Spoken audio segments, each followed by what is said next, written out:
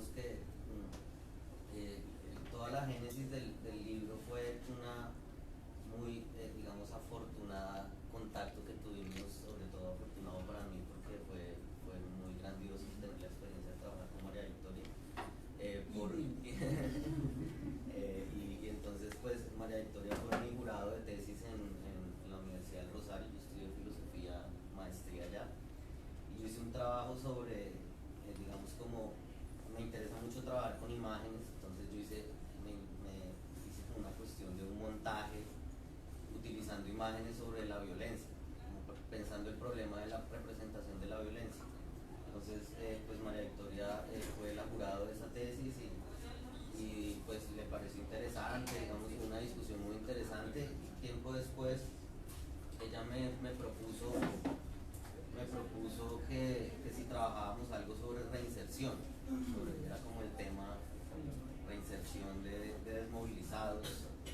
Entonces, pues cuando empezamos a construir el proyecto,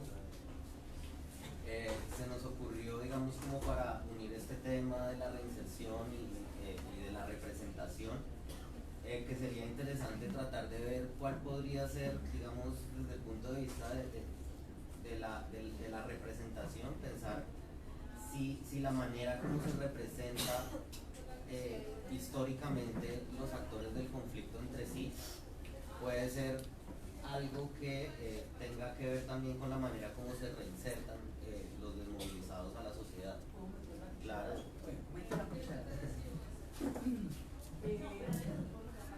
Cuando planeamos trabajar juntos, porque tenemos mucha empatía temática y tenemos mucha empatía con Juan Felipe, estábamos en la euforia del proceso de paz. Este país estaba embarcado en la felicidad. Y nosotros teníamos una hipótesis muy negativa. Nosotros pensábamos, no va a suceder, o sea, no los van a dejar entrar, no van a poder entrar. Y esa fue la hipótesis inicial del proyecto. Va a haber demasiadas dificultades para que la sociedad colombiana acepte a la gente de las FARC. Claro, sí, entonces pensando eso, digamos, esas dificultades que podrían tener los desmovilizados para entrar a la sociedad, podemos plantearnos como la hipótesis de esa dificultad a partir de pensar cómo se los representa, digamos, como tratar de hacer una suerte de genealogía, de historia, de la manera como el Estado ha representado a las FARC, pero también cómo las FARC se representan a sí mismos y cómo representan al Estado. Digamos, como una especie de juego dialéctico en el que cada actor del conflicto construye una representación de sí y del otro que digamos de alguna manera, y eso es una de las cosas creo más interesantes a mi juicio de las cosas que empezamos a hallar, y es que de alguna manera esas representaciones entran como en una suerte en el libro la llamamos una dialéctica ciega, una dialéctica sorda. O sea, porque hay contacto entre las representaciones, parece que se están respondiendo, pero no llegan a ninguna solución, no resuelven, digamos, nada. Entonces, más o menos ese es como la génesis de todo el proyecto. Bueno, y como Juan Felipe venía de la filosofía y él es una persona que ha trabajado mucho a Avi Warburg y a Lidia Ullmann, y yo vengo pues de la antropología y a mí me interesa mucho el problema de la liminalidad. He trabajado a Mary Douglas, he trabajado a Marcel Mauss. Entonces, la tesis central, una de las tesis centrales del libro era jugar un poco con el adentro y el afuera. Es decir, el adentro como el Estado de Derecho, el Estado social de Derecho, y el afuera como la gente que no entra ahí o que tiene muchas dificultades para entrar. Entonces, digamos, nosotros nos dividimos el trabajo con Juan Felipe. Él trabajó las imágenes de manera muy consistente y yo me dediqué más a analizar un poco el tortuoso camino que tienen que recorrer los excombatientes para convertirse en ciudadanos. Entonces el libro tiene esa combinación, ¿no? Tiene una parte analítica de imágenes, de caricaturas de las FARC, hechas por las FARC sobre las fuerzas militares, y caricaturas de las fuerzas militares sobre las FARC. tenemos las consideraciones sobre pues todo lo que hemos vivido, ¿no? Esta indiferencia, esta indolencia, esta cero receptividad hacia las FARC, todos los obstáculos que, como les digo, pues en la hipótesis inicial pues nos pareció un poco arriesgada, pero terminó por darnos la razón, la realidad. Sí, digamos que cuando empezamos también a hacer como la revisión del estado del arte y ver que se había escrito sobre representación, nos dimos cuenta que había digamos como una buena cantidad de trabajos que abordan el problema de la representación de los actores, pero sobre todo desde perspectivas más bien discursivas, retóricas e incluso psicoanalíticas, pero siempre pensando el discurso, el lenguaje como una manera de llevar a cabo esa representación. Entonces creo que esa yo pensaría, digamos, a partir de ese estado del arte, que ese sería uno de los grandes aportes de este libro, que sería como abrir esta posibilidad de pensar también la manera en que la imagen, en correspondencia con el discurso, digamos, en diálogo, estas formas expresivas pueden mostrar de qué manera se representan. Porque creo que la manera como la imagen representa, digamos, eso no es anecdótico, no es una cuestión como que sirva de apoyo visual a lo que se dice con el discurso, sino que realmente cuando uno trata de ver como la imagen en su pura estructura visual, aparecen unas cuestiones bien interesantes como topológicas, de la manera en que se organiza el otro, de la manera en que aparece, digamos, en el espacio de la representación, y sobre todo lo que más nos preocupaba y algo que apareció como al final, yo creo que de manera más o menos clara, es la manera como ciertos estereotipos que se van construyendo en estas representaciones, pues, digamos, de mediana duración, por lo menos de los 50 años, esos estereotipos se afianzan tanto socialmente que de alguna manera impiden ver más allá del mismo estereotipo, impiden ver como la realidad compleja que está, digamos que está en los territorios en los cuales aparecen los combatientes de las FARC, pero también la realidad compleja de los combatientes del ejército y la realidad compleja misma del conflicto. O sea, Sandrich es un buen ejemplo. Sandrich es un ejemplo perfecto de lo que está diciendo Juan Felipe. Sandrich es un estereotipo y la gente no ve sino eso: asesino, matón, y la gente no es capaz de ver más allá de eso. Entonces, claro, cuando hicimos el libro no sucedía todavía lo que le ha sucedido a Sandrich, pero era previsible que eso iba a pasar, ¿no? Y de hecho pasó y va a seguir pasando. Sí, este problema del estereotipo es bien interesante, no solamente porque, digamos, que se ponga el estereotipo que se ha construido socialmente del guerrillero, se ponga en lugar de la realidad compleja, sino que también hay incluso a veces uno podría llamarlo como una cuestión de autoperformativa, o sea, también como que los mismos actores se quieren parecer a ese estereotipo que ellos mismos, digamos, quieren lograr ser eso que ellos están proyectando que deben ser. Y eso se nota mucho en el lenguaje que usan, en los debates públicos.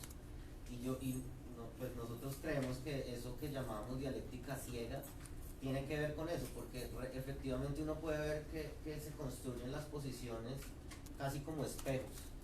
O sea, como que a cada argumento hay un contraargumento.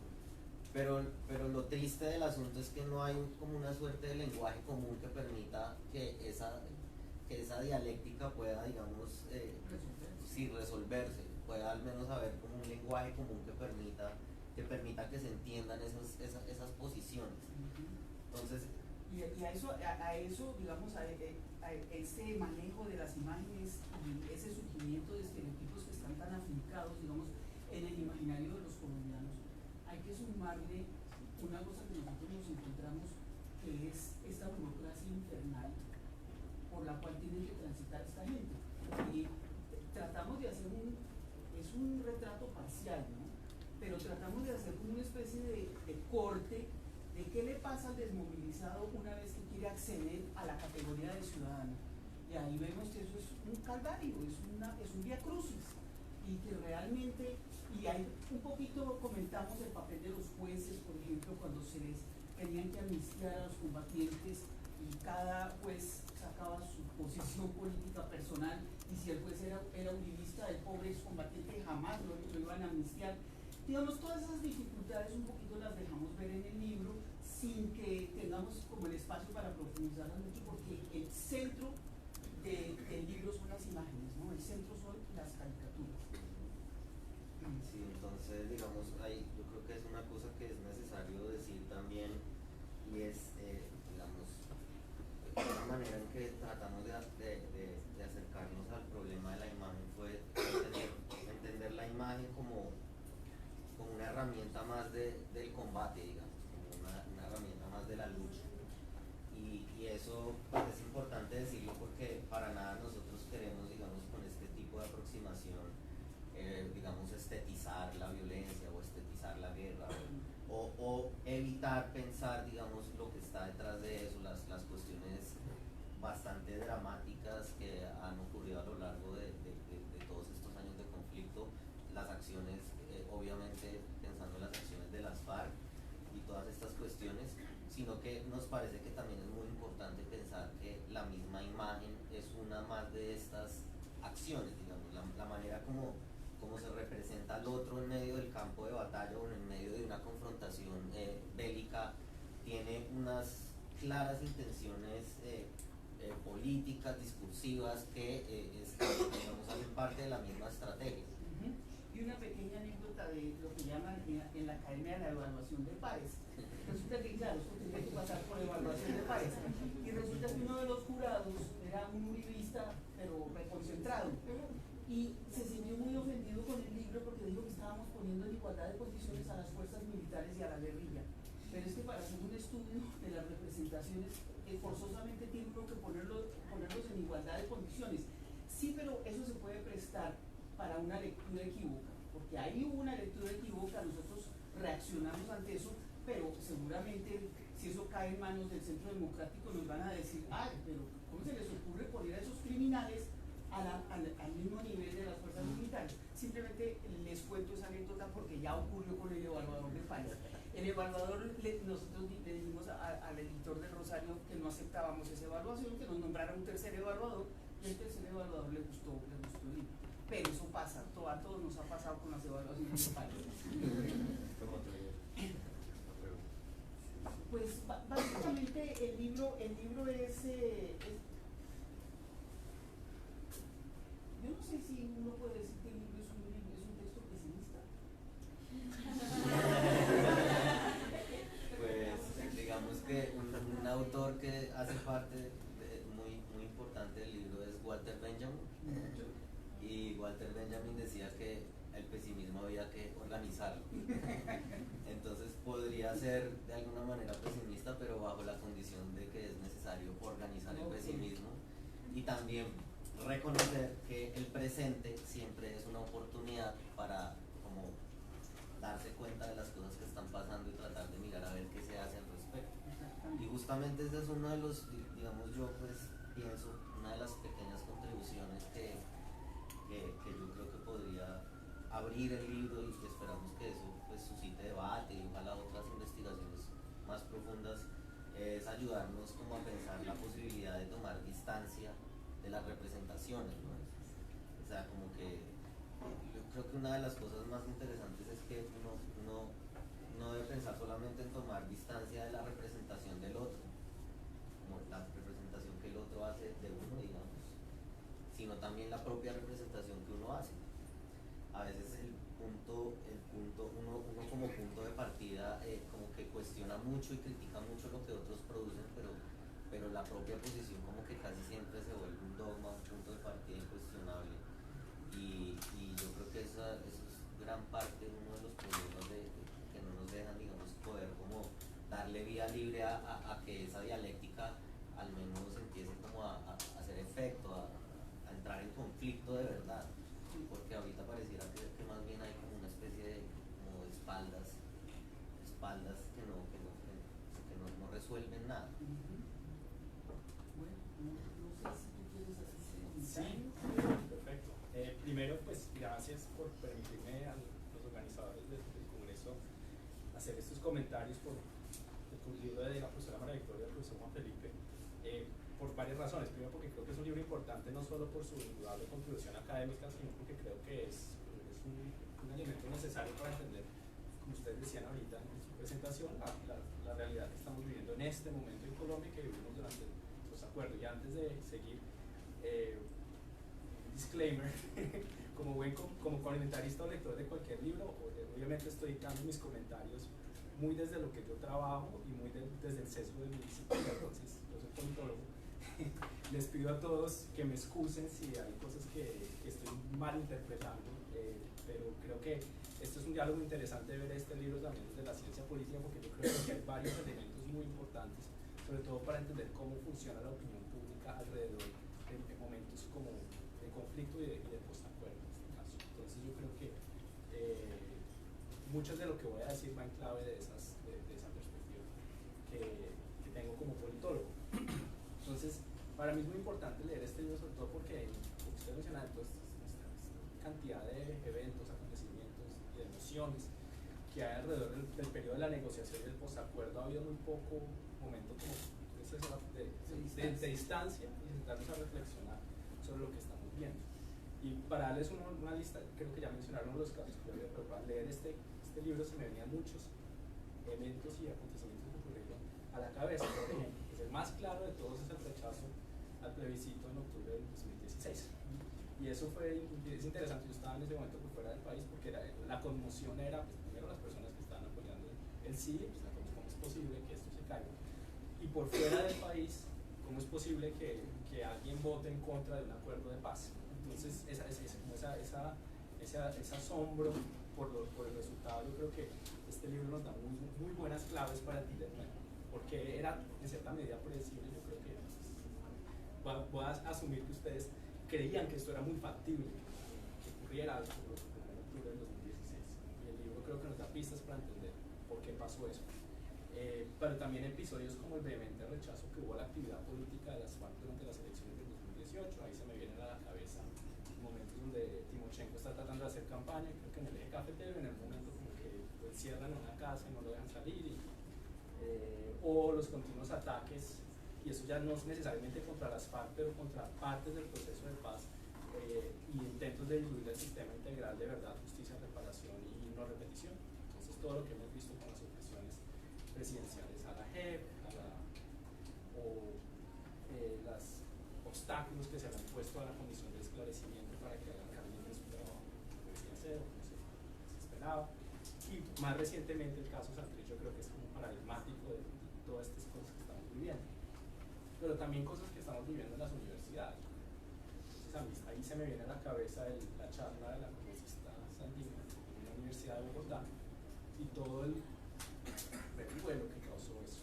Y yo creo que ese mismo tipo de incidentes pasó en esa universidad, pero puede pasar en cualquier universidad del país. Entonces, para poder entender estos episodios que estoy diciendo puntualmente, yo creo que es absolutamente necesario hacer exactamente eso que ustedes están haciendo, y es ver y pensar esas representaciones que tiene las FARC sobre sí mismas, pero que se construyeron sobre las FARC desde el Estado durante más de 50 años, como ustedes hacen en el libro. Digo desde el Estado porque, como ustedes muy bien muestran en su libro, el Estado está articulando una visión sobre las FARC, pero lo hace también a través de otros agentes como los medios de comunicación, que no son necesariamente parte del Estado, pero están haciendo parte del trabajo, digamos, de construcción de estas representaciones que quiere hacer el Estado. Y como ustedes muy acertadamente apuntan, en cualquier guerra, los bandos, ambos, tratan de crear estas representaciones de sí mismos y de los otros. Y eso es un ejercicio fundamental de cualquier proceso bélico, pero yo creo que cualquier proceso político. Y esta construcción del enemigo a través de la dialéctica, como ustedes dicen, de la idolatría y la iconoclastia, es igualmente importante para entender un conflicto, como también hechos violentos. Entonces, que uno puede observar directamente. Y a mí me parecía muy interesante ver cómo cada uno de estos actores, las partes, también el Estado, o las personas que están trabajando para la construcción de esta representación, cómo se ven a ellos mismos como racionales y modernos y defensores de algo bueno, y al otro como bárbaros primitivos, asesinos, y funciona de ambos lados, ¿no? Entonces, por un lado, las FARC al inicio son los títeres del comunismo internacional, de Cuba, y el gobierno, el Estado, en la visión de las FARC, eran los títeres de la oligarquía o del imperialismo de los Estados Unidos. Entonces es muy interesante ver cómo ambos utilizan los mismos mecanismos de construcción de estas representaciones, si bien la representación puntual tiene contenidos completamente diferentes. Y lo que más me parece interesante es cómo ustedes en estos 50 años hacen un rastreo de esas continuidades, de estas fórmulas de representación. O sea, ellas se adaptan a los contextos históricos particulares. O sea, ya hablar de bandoleros en los 80s y los 90s deja de ser un poco... No va a funcionar de la misma forma como en los 60s y los 70s. Y ahí se adapta el término narcoterrorista, pero sigue siendo como la misma estructura de la representación, y lo mismo desde el punto de vista de las FARC. Creo que, de hecho, en mi opinión, de lo que puedo leer, las FARC son un poco más consistentes en las categorías, en las cosas, en los elementos que ellos utilizan para construir al Estado como enemigo. Y de hecho, hablar un poquito de eso. Entonces hay una cierta path dependence, por así decirlo, para meter ahí un poquito de ciencia política, una dependencia de camino, de la forma como se constituye esto, pero que se adapta y evoluciona un poco a los espacios de tiempo. Una de las cosas que me parece más interesante y como que me genera más pregunta, no sé, como puse a pensar, es la construcción de la representación del Estado pasa por un proceso un poco más complejo, porque hay la diversidad de actores que están involucrados en esta representación es mayor, ¿no? Entonces las caricaturas que ustedes ven, por ejemplo, no son solo desde el Estado, no es como el Estado directamente está produciendo estas caricaturas. Hay unos discursos que sí son directamente del Estado, pero hay una especie de traducción por parte de medios de comunicación para ayudar a construir esta representación. Es decir, hay una coordinación que es un poco más compleja. Pero aún así que tiene esta mayor complejidad, resulta que la representación del Estado es la que logra ser más, entre comillas, efectiva. ¿Qué quiero decir efectiva? Que logra penetrar a una mayor parte cuantitativa de la población. Es decir, ese relato que construye el Estado sobre las FARC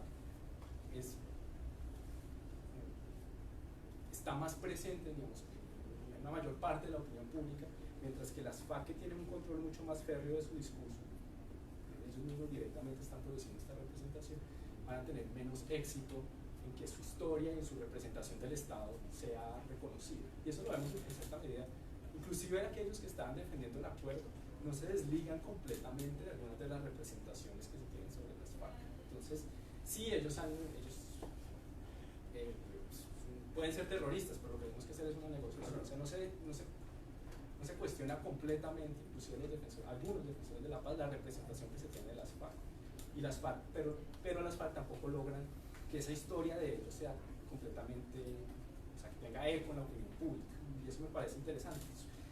¿Por qué es eso? Es porque el Estado tiene mayor arsenal tecnológico, no sé, capacidad. Ahí lo planteamos con la figura de David y Goliat, porque hay una simetría profunda de fuerzas en todo sentido. O sea.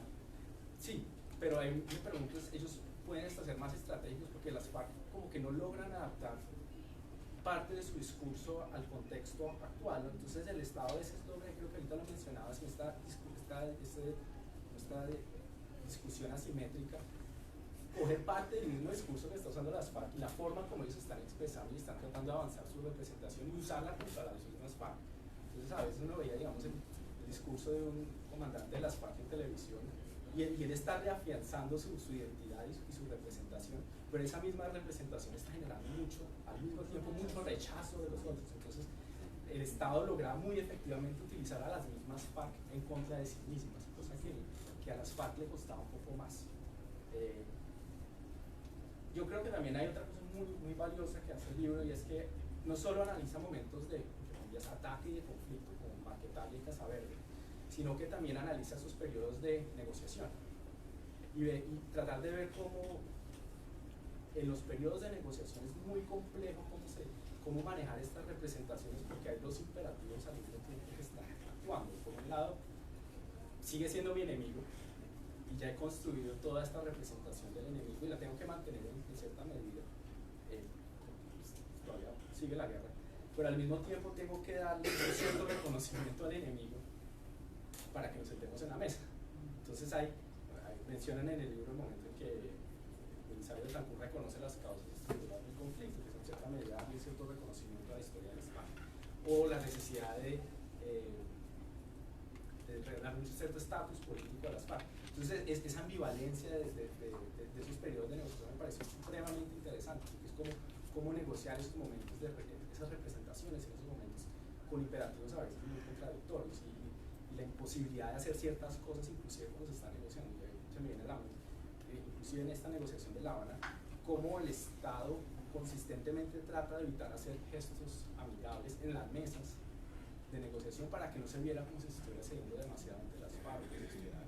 Entonces siempre una distancia muy fría en la mesa. Usted sigue siendo un enemigo, usted siempre está allá, a pesar de que la idea es a través del acuerdo llegar a un acercamiento. Entonces esos momentos donde el imperativo de una representación del enemigo se enfrenta a un momento de negociación me parecía absolutamente interesante, esas ambivalencias.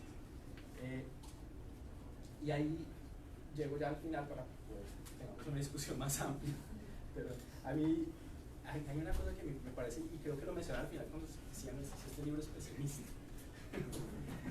Yo creo que en cierta medida al hacer estas representaciones, al perdurar mucho estas representaciones, en algún momento estas representaciones se salen del control de las mismas personas o actores que las están creando.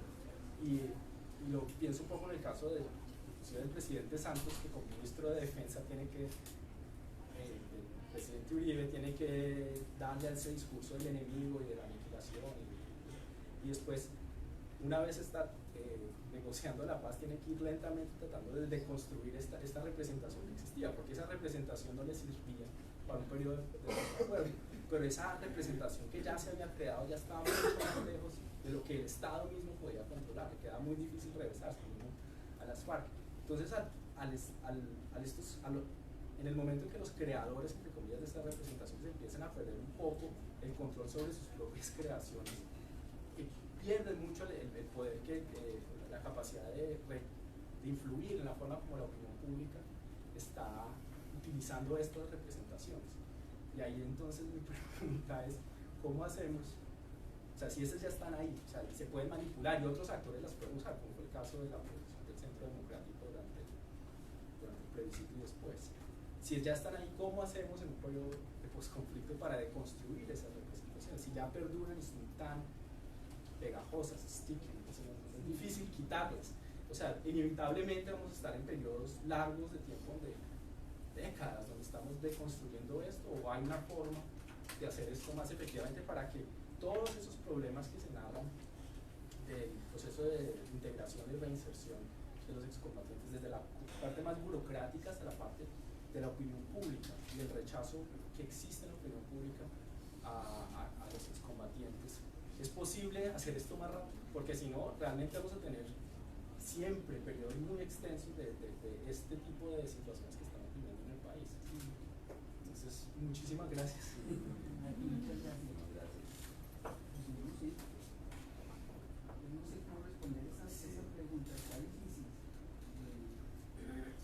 Sí, yo creo que las mismas FARC hoy en día, ya que están en el Senado y están tratando de limpiar esa imagen, yo creo que ellos se encuentran con esos estereotipos permanentemente y a ellos mismos les debe molestar. Que les estén diciendo asesinos y les estén... Pero eso está enraizado ahí, eso... Creo que es una pregunta muy difícil. Sí, creo que nos tocaba mirar a ver cómo la respuesta es, o sea, qué pasa, digamos. Sí, hay que ver qué pasa, ¿no? Porque yo creo que de todos modos uno no puede dejar, o sea, digamos, no puede dejar de pensar también el hecho de que muchas cosas de las que se dice que pasaron, pues pasaron. Y que pues efectivamente la sociedad está pasando como por, o sea, hay unas heridas grandísimas que también alimentan esas mismas representaciones. Entonces yo creo que no hay, o sea, ese tipo de cosas de pronto no tienen un camino fácil. Pero no lo tienen tampoco en otros países. Por ejemplo, en Irlanda del Norte, que hace cuánto se firmó el Good Friday Agreement, bueno, ellos sí, los estereotipos entre republicanos y protestantes siguen fuertes, siguen funcionando. O sea, arraigando muy fuerte, ¿no? En el imaginario. Sí, y de hecho, pues una de las cosas que me pareció muy buena su lectura al final me pareció interesante porque justamente uno de los análisis que hacemos ahí se refiere a cómo el mismo gobierno Santos y como a muchos sectores afines al acuerdo, justo los meses antes del acuerdo del 2 de octubre, o del plebiscito del 2 de octubre, trataron de empezar de todas las maneras posibles a revertir esas representaciones. No sé si ustedes recuerdan, pero o sea, encontraba uno en todos los medios, digamos como pro acuerdo, reportajes en los que se hablaba del rostro humano de la guerrilla, digamos María Jimena Duzán yendo allá a los llanos del Darín y preguntándole a los guerrilleros que si ustedes tienen sueños, que si tienen esperanzas, que qué quieren hacer. Y eso es algo que no habría sido posible en otro momento. En otro momento no habría sido posible.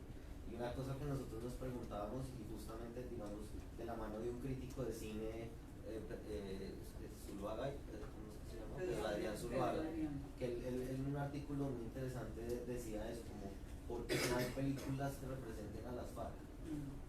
Porque la única película que representa a las FARC es una película como Golpe de Estadio, en la que se muestra una película justamente, unas FARC justamente caricaturizadas.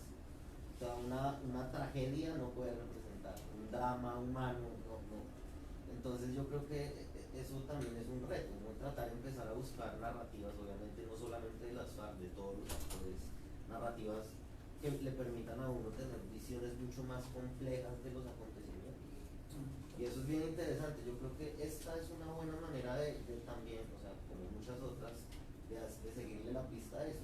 Por ejemplo, María Victoria hablaba de Irlanda del Norte, y cuando nosotros empezamos había una especie de interés de comparación con Irlanda del Norte que finalmente pues se nos salió de las manos y necesitábamos más tiempo. Más plata.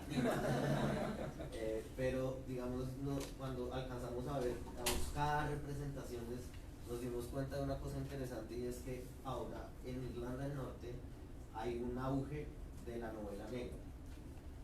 Y en la novela negra se representa de unas maneras muy interesantes a los excombatientes. Sí. Y entonces uno se pone a pensar por qué la novela negra sirve para una sociedad, para representar qué es lo que hay detrás de él. Y uno se podía encontrar personajes muy caricaturizados, muy, digamos, estereotipados, pero también, digamos, ustedes saben, la novela negra siempre hay esa ambigüedad, ¿no? Digamos, como que siempre los personajes son ambiguos, no es claramente si son buenos o malos, incluso uno a veces simpatiza con los malos de una manera incómoda para uno mismo porque le parece que... Y ese tipo de cosas son interesantes. Entonces uno se podría preguntar qué tipo de representaciones van a empezar a aparecer ahora, porque tienen que aparecer. O sea, yo estoy seguro que ya por ahí deben haber varios proyectos de representación. Sí, por lo menos sí, de novela negra o de cómics o de... Hay memes, ¿no? Claro. Es una manera de representar. ¿Qué géneros, digamos, Sí. se irán a aparecer y de qué maneras empezar a tratar como de mostrar que el asunto no es un asunto maniqueo? O sea, nosotros de alguna manera mostramos el asunto medio maniqueo, pero es porque así aparece en la representación. Eso lo hacen así, Claro, de esa forma. y nos encantaría que hubieran unas representaciones que rompan digamos, ese maniqueísmo y muestren, digamos, el gran ejemplo, como, no sé, cuando uno lee la Ilíada, por ejemplo, cuando uno lee la Ilíada uno no ve buenos y malos, y el mismo personaje es a la vez bueno y malo. O sea, uno a la vez detesta lo que hace, pero a la vez se siente identificado con él. No, estamos lejos Sí, de eso aquí. claro, Sí, sí, estamos lejos de pero eso. creo que lo humano está ahí, ¿no? Sí. Probablemente lo más difícil ahora, ¿no? Porque la polarización, o sea, ese mismo elemento del conflicto, del postacuerdo y las partes, se utiliza políticamente todavía por ciertas élites para avanzar sus intereses electorales. Lo vuelve más complicado tener estas visiones. ¿No? Y uno ve eventos, acontecimientos de autocensura. Me parece a mí que ayer el caso del Partido Verde fue una autocensura. Perdón, no sé qué pasó. Lo de los cartelitos, no sé si vieron. ¿Sobre Santrich? Sí, pusieron unos cartelitos diciendo que apoyan la paz, pero no a Santrich. Pero no Santrich. Y pues, o sea, me parece que, digamos, ellos pueden tener la posición que tengan y es respetable, pero se nota mucho que hay un como, me parece a mí en mi lectura, una influencia muy grande de esa representación y un miedo, digamos, a perder como cierto capital electoral o cierta legitimidad por no, alguien leía un Twitter que decía como por no llevar el Estado de Derecho hasta las últimas consecuencias.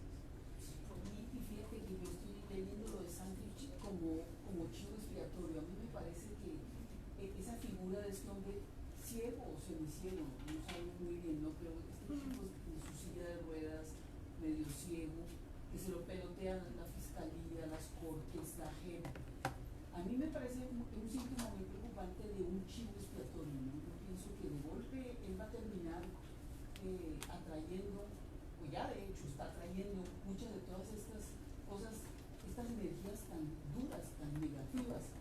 Él está absorbiendo físicamente en su cuerpo todo eso.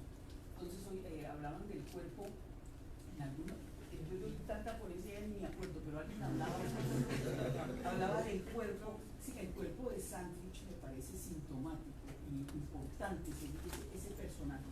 ¿Qué va a pasar con Santrich? Porque ahí se están encarnando unas cosas muy complicadas, me parece a mí. Bueno, no sé si el público...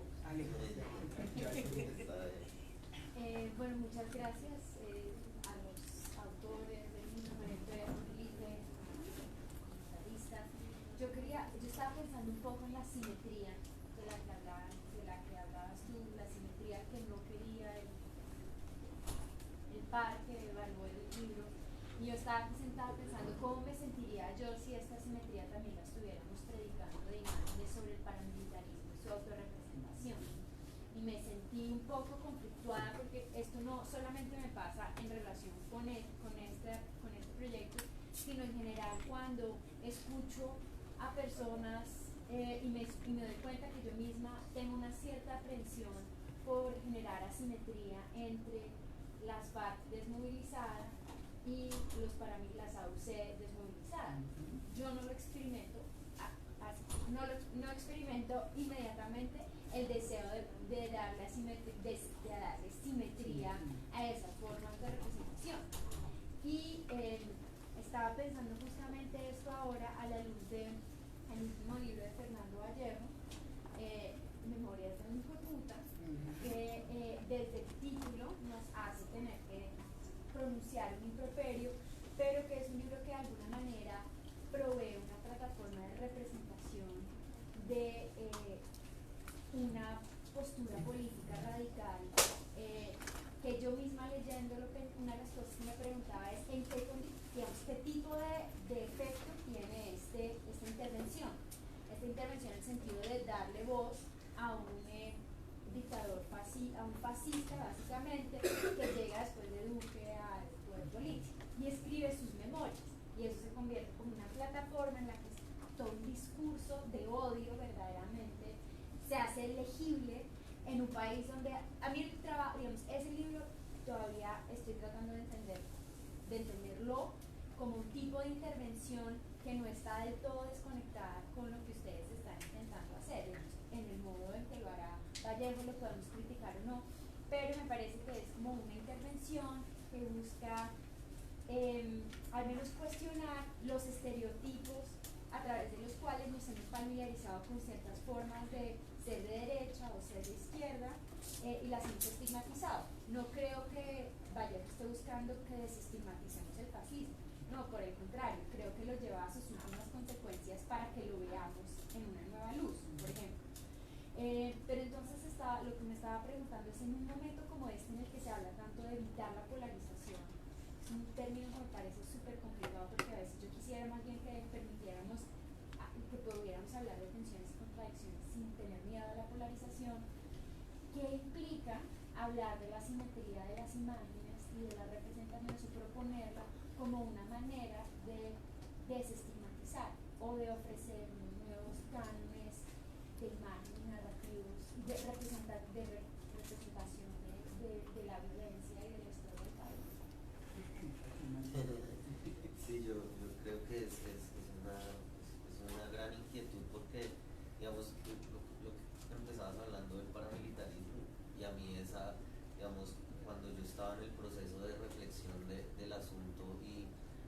pues teóricamente, digamos, se plantea que el punto de partida es este, como de tomar distancia de la representación, y estábamos pensando todo eso. Yo estaba dando una clase en una maestría, y estábamos hablando con los estudiantes sobre este asunto. Claro, todos muy como vinculados al asunto, sí, hay que tomar distancia, sí, que el estereotipo, que yo no sé qué.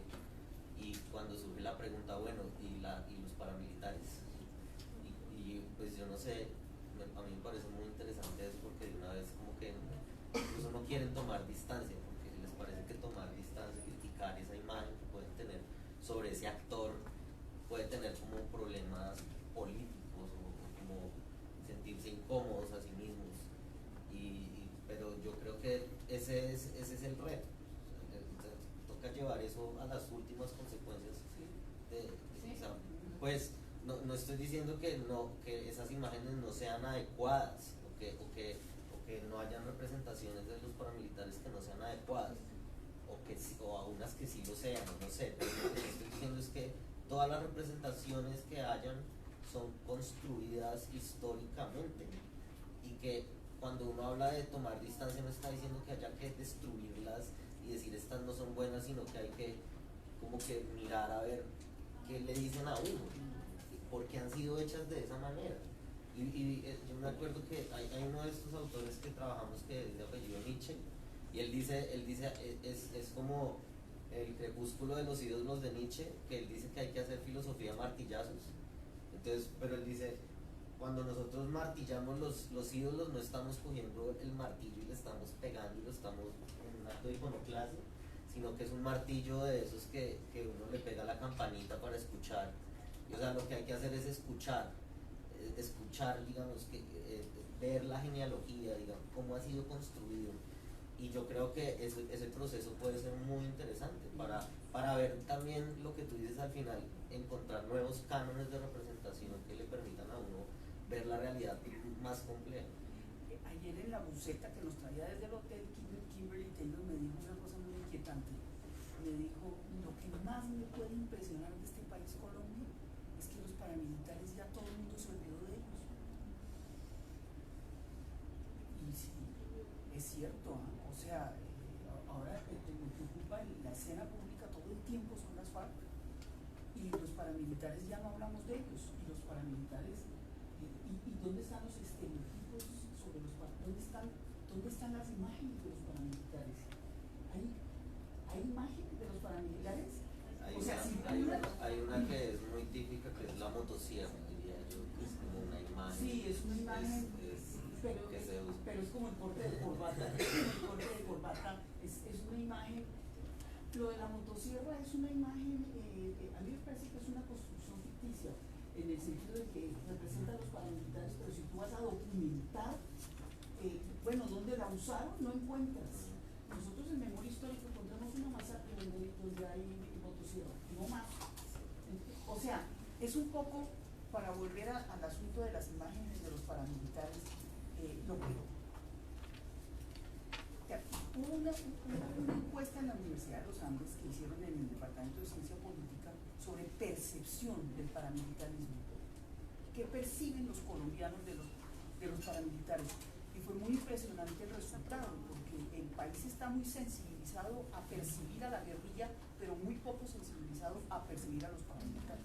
Y en esa misma medida, producir la simetría estaría operando en un terreno en el que ya existe, en un terreno que por definición es asimétrico. Sí, de hecho, hablando del olvido, perdóname, o sea, un último apunte, porque de hecho, hablando de esto del olvido y de que se olvida a los paramilitares, eso también es lo que permite que la misma imagen de ellos de alguna manera como que se reactualice, en el sentido de que la gente, o sea, yo hace poco había una tendencia en Twitter de diciendo algo así como que Castaño tenía razón. Sí.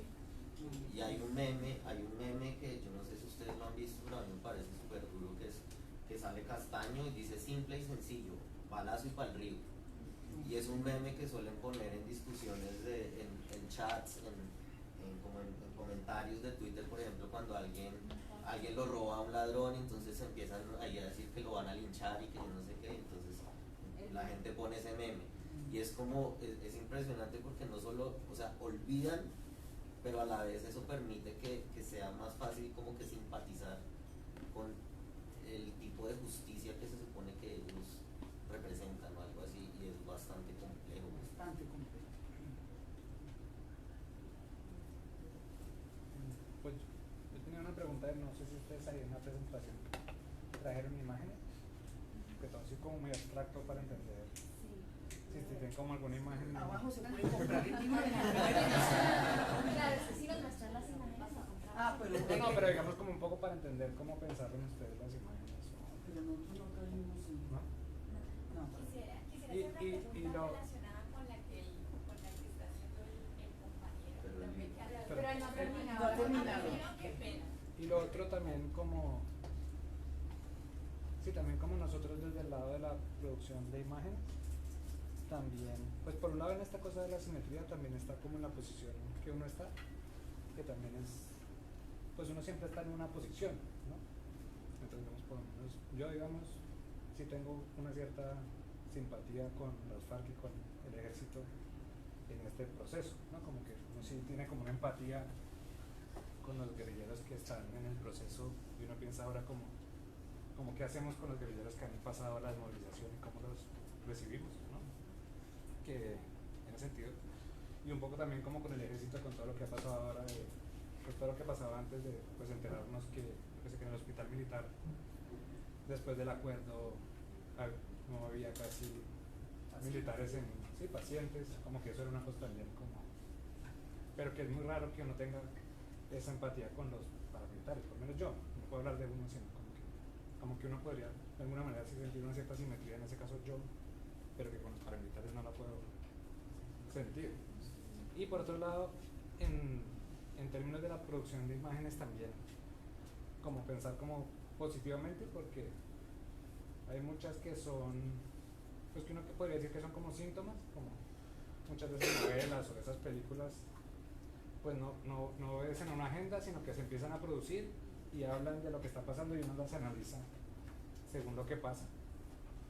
Pero por otro lado, en las imágenes que sí podemos producir, como qué tan estratégicos podemos ser para visibilizar imágenes que actúan, ¿no? Como qué es lo que uno siente que han sido tan hábiles los otros en mover esas imágenes que son efectivas, ¿no? Y que ha sido tan loco, por ejemplo, no solo las imágenes, sino también como las ideas, como usaron la cartilla de género para que la gente votara no, ¿sí? Como no tenía nada que ver, pero ellos lo supieron usar, como van a usar ahora el fallo de la Corte Constitucional para que vayan contra las Cortes y contra el acuerdo, pero en verdad están usando otra cosa. Pero un poco uno diría como la gente que sentimos cercana de la Corte Constitucional terminaron actuando para el enemigo porque presentaron este como chivo expiatorio tan fácil de atacar que les dieron motor, y lo mismo pasó con la cartilla de género, ¿no? Como que se les dio esto que uno pensaba que era un avance liberal, pero sirvió para retroceder una barbaridad. Habíamos avanzado una barbaridad en educación sexual y en cosa de 3 meses ahora los profesores ni se atreven a hablar de sexo en el colegio, y les sirvió para hacer el acuerdo. Entonces no sé también si nosotros del otro lado también tenemos que ser más estratégicos en potenciar y producir ciertas imágenes que producen una reacción. Sí, que por ejemplo con todo esto de Jesús Abad, todas las imágenes empáticas han producido un cierto efecto, pero esa imagen del paramilitar guiando a los militares nunca ha sido tan visibilizada, pero es una imagen que si tuviera, digamos, como una cierta visibilización, también podría producir un efecto. Como que ahí vemos que también, como que estratégicamente del otro lado no ha habido también como una política de la imagen, que alguien, por ejemplo, como Jaime Garzón era muy bueno, ¿no? Él sí producía esas imágenes de ultraderecha que creaba una reacción que ya la gente identificaba, ¿no? Pero que después no ha habido como más gente que esté pensando como, bueno, ¿cómo generamos estas imágenes para actuar no solo de manera como positiva y empática, sino también negativa y agresiva, pues.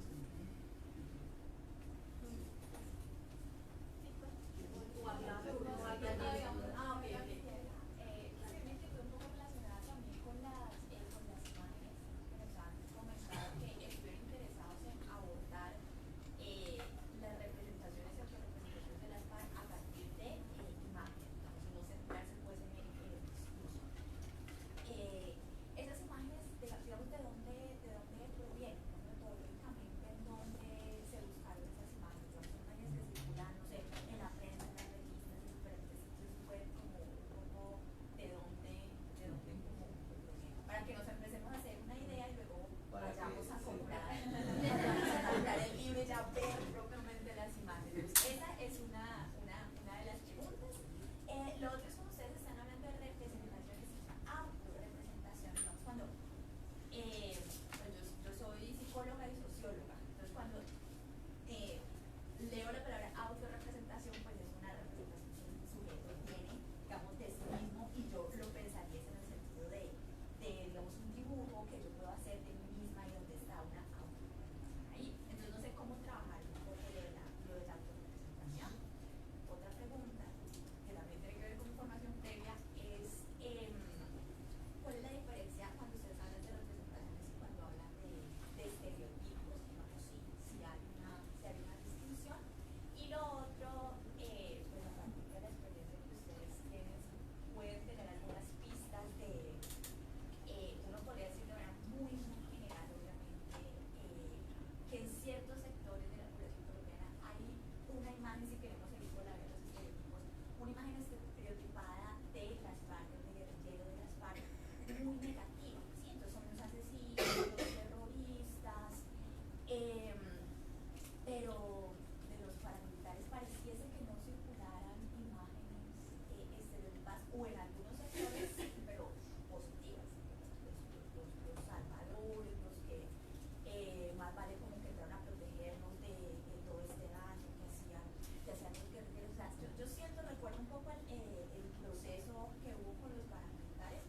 Yo no recuerdo tanto, digamos, tanto debate y tanta polarización frente al hecho de que ellos entregaran sus armas, de que digamos, de todo ese proceso a convertirse en ciudadanos, como que no recuerdo todo, en ningún momento como todo ese debate y toda esa polarización frente al paramilitar, pero sí frente al guerrillero. No sé si tienen algunas pistas como con respecto a qué pasa, qué nos pasa a nosotros como, pues, como país.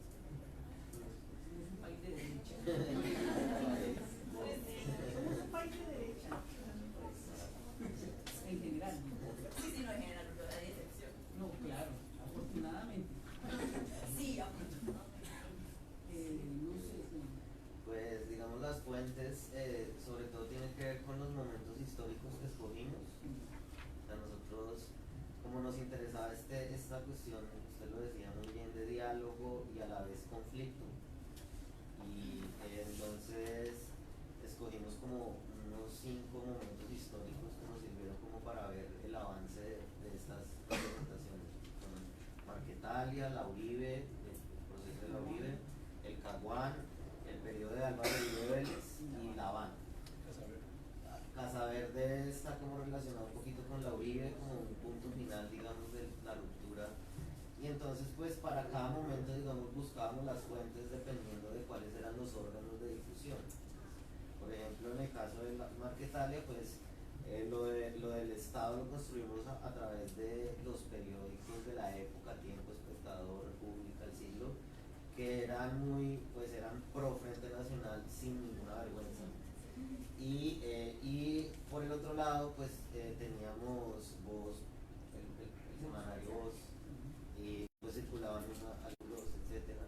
También algunas imágenes que, porque como Marquetalia es el mito fundacional, aparece en mucha propaganda previa, digo, posterior, digamos, como en retrospectiva, cómo se veían ellos, digamos,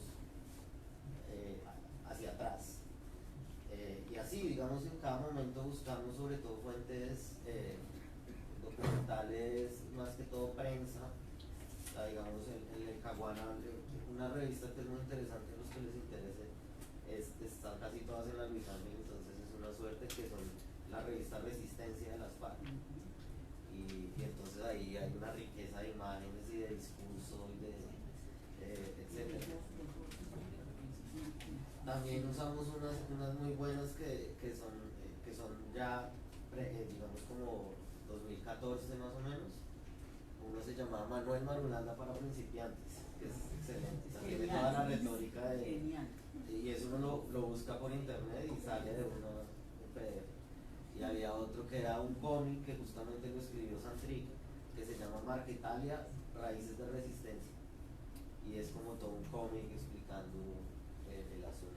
Lo grave con las caricaturas de Marca Italia es que casi no salen las caricaturas en el libro por problemas de derechos de autor. Y son excelentes. Son excelentes las caricaturas, ya están muertos los caricaturistas o no respondieron los periódicos. O sea, esto fue un calvario por derechos de autor, ¿no? El libro. Pasó de 210 imágenes, que fue como lo presentamos, a 69 imágenes. Por cuestiones de derechos de autor. Y este de Santrich casi no lo engavetan, ¿no? Porque Santrich estaba preso. Y es un panfleto de las FARC, o sea, eso no tiene propiedad intelectual. Sí, pero eso fue todo un problema. Para los que estén interesados en publicar cosas con imágenes, Hay que tenerlo en cuenta. hay que tenerlo en cuenta. Sobre todo ser muy juiciosos en la medida de ir consiguiendo la imagen, de una vez tenerla en buena calidad, porque si no les tocará volver después por la imagen. O sea, ser muy juiciosos en la recolección de eso y de una vez ir identificando cómo es el derecho de autor de cada imagen, porque si no, entonces toca. Y ahí va uno conociendo a la gente. Por ejemplo, tenemos caricaturas de Caballero, caricaturas de Matador. Caballero le dijo use lo que quiera, el Matador igual, pero Blado nunca contestó. No hay ni una caricatura de Blado, no contestó. Entonces ahí uno también va conociendo, digamos, a la gente, a los caricaturistas. Entonces en ese sentido, el libro tiene esa carencia, digamos. Nos tocó sacrificar muchísimas personas. Sí, las de Marca Italia Son excelentes, son excelentes. Casi no tiene imágenes el capítulo de Marca Italia.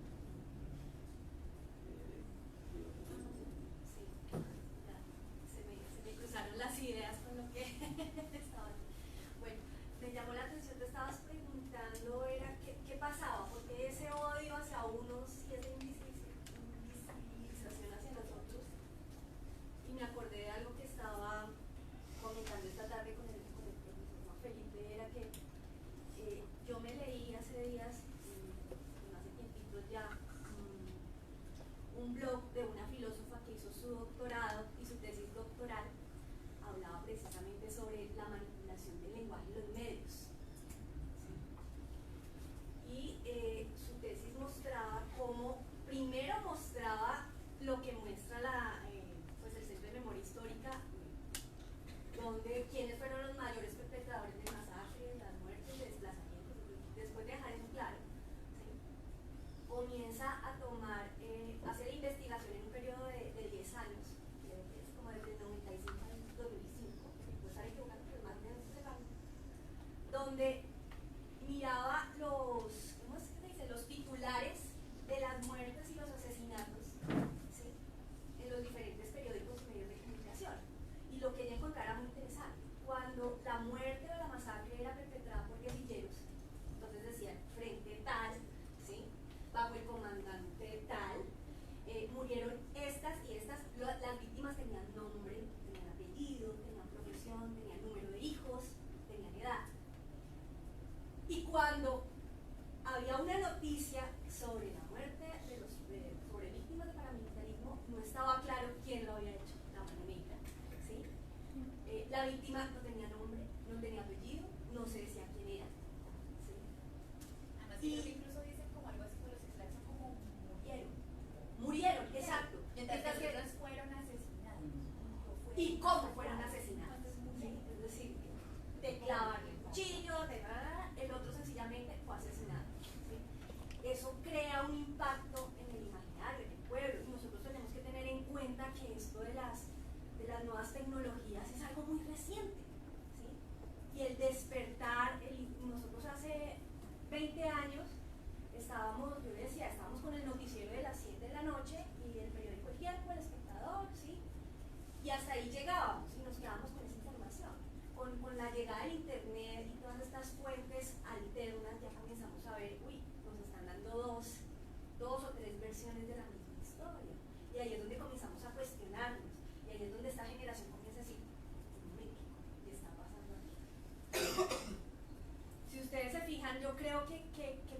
de la polarización es muy generacional.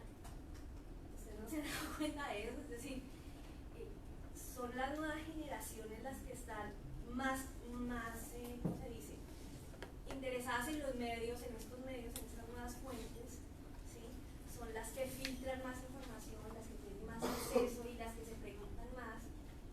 Las generaciones pues ya mayores se quedan con su periódico, se quedan con su noticiero, ¿sí?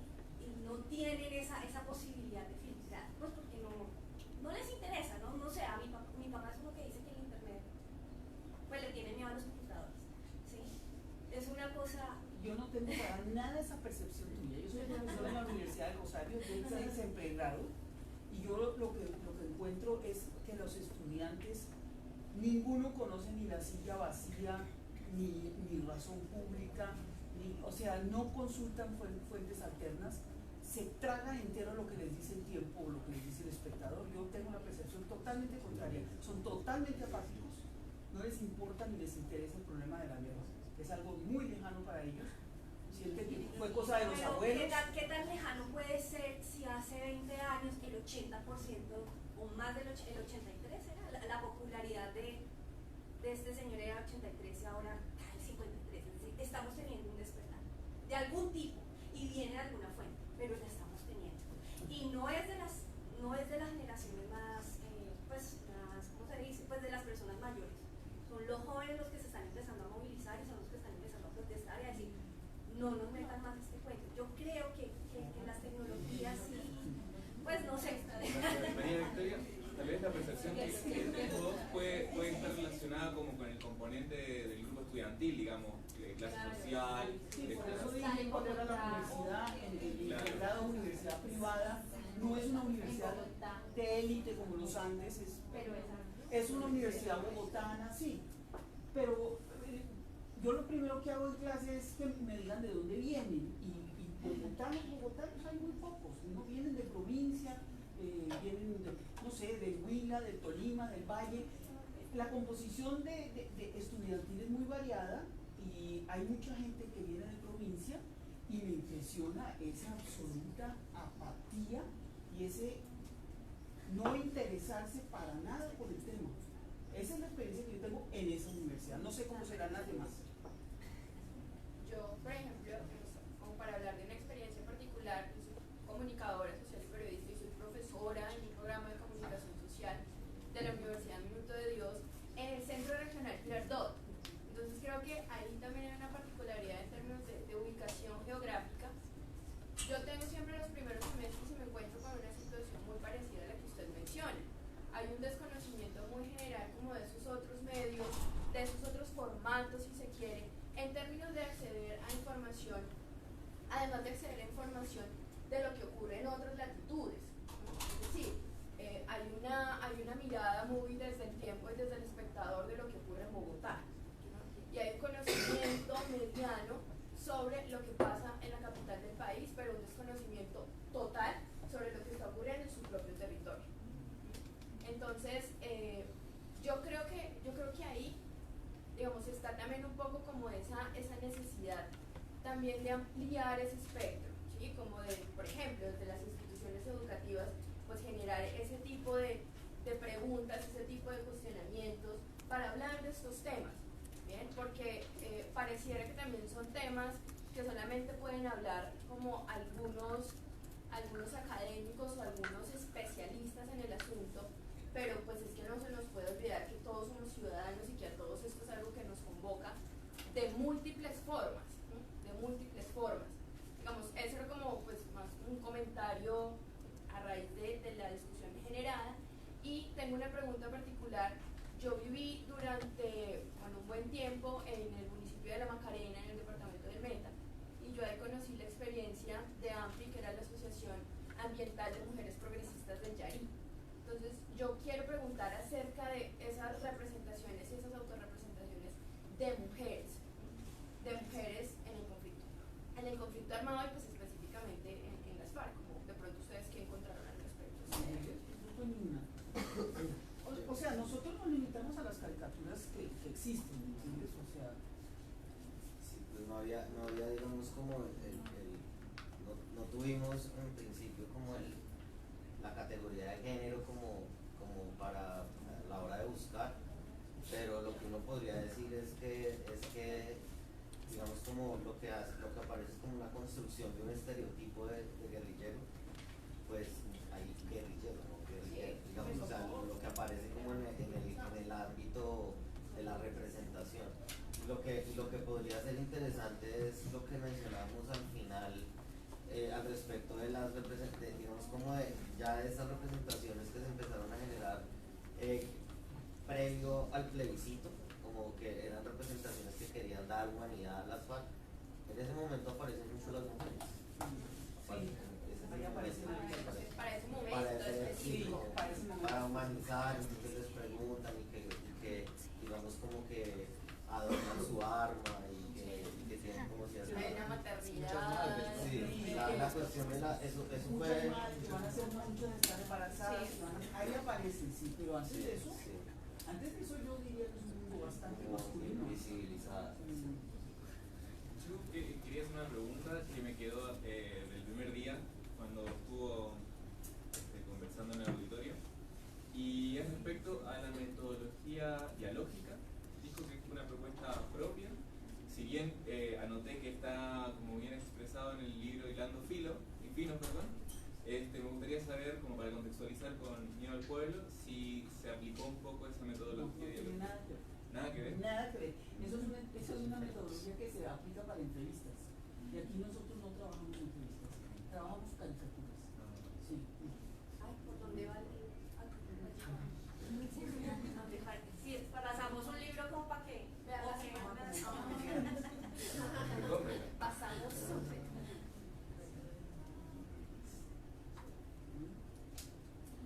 Muchísimas gracias. No, muchas gracias a ustedes.